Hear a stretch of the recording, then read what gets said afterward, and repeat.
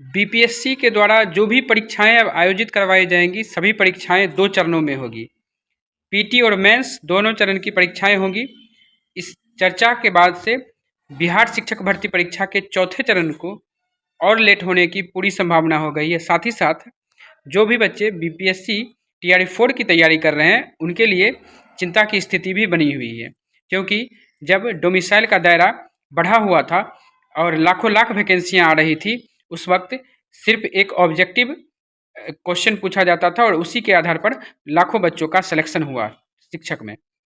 अब जब टीआरई 4 से पहले यानी चुनाव से पहले थोड़ा सा जो है डोमिसाइल की स्थितियों में परिवर्तन किया गया, और एक आंशिक परिवर्तन हुआ, कोई विशेष परिवर्तन नहीं हुआ।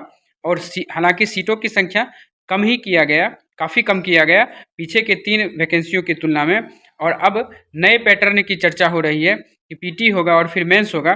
इससे निश्चित तौर पर बच्चों में एक असहज स्थिति बनी हुई है और बच्चों के लिए चिंताएं बनी हुई है, क्योंकि अचानक से जो परिवर्तन होते हैं, बच्चे पहले से जो तैयारी कर रहे हैं वह ऑब्जेक्टिव प्रश्नों के अनुसार तैयारी कर रहे हैं और फिर अचानक से ये चीज़ें बदलने की खबरें आ रही है। हालांकि ऑफिशियली अभी इस विषय में कोई जानकारी निकल करके नहीं आई है, लेकिन न्यूज़ 18 के माध्यम से जो खबर आई है, और इसको लेकर तमाम तरह के आप टीचर्स का वीडियो देखिएगा तो उसमें भी ये चीज़ों की चर्चा की गई है।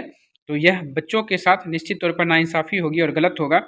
इस तरह का चीज़ एकाएक नहीं बदलना चाहिए, क्योंकि बच्चे जो पहले से 2 साल 2.5 साल से तैयारी कर रहे हैं, वह केवल ऑब्जेक्टिव के अनुसार तैयारी कर रहे हैं, बहुवैकल्पिक प्रश्नों को ध्यान में रख करके तैयारी कर रहे हैं। और अचानक से अब पीटी होना, मेंस होना, फिर उसका सिलेबस क्या रहेगा, प्रश्न पत्र का स्तर क्या रहेगा, ये चीज़ें एकाएक बदलने से बच्चों को काफ़ी परेशानी होगी। सरकार को, आयोग को इस विषय में निश्चित तौर पर ध्यान देना चाहिए, सोचना चाहिए।